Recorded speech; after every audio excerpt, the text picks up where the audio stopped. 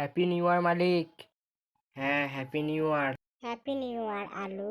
তোমাকে আমি উইশ করেছি নাকি? সারা নির্লজ্জ মহিলা এসে গেছে ফোন তুলে। আরে সোনা, আজকে আমার উপর এত রেগে আসছে কেন? কেন রেগে আছি তুমি বুঝতে পারছো না? তুমি সেদিন টবের সঙ্গে মেলায় কি করছিলে?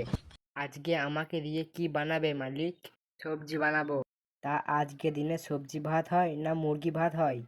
আমার মন, আমি যেটা খুশি বানাবো। তাহলে আমি তৈরি হব না এদের সাথে? কেন রে?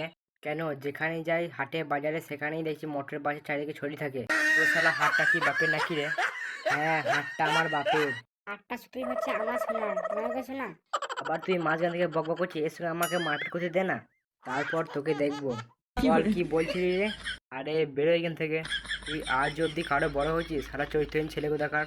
দেখো মালিক, কে আমার চরিত্র উপরে আঙুল তুলছে শালা। আরে কি করবো আমি, এখন তো মোটর সিজন চরিত্র নাকি? এই তুমি দেখে নেবে, আজকে রাতে চাঁদটা দেখতে পাবে না, এই মোটরটা।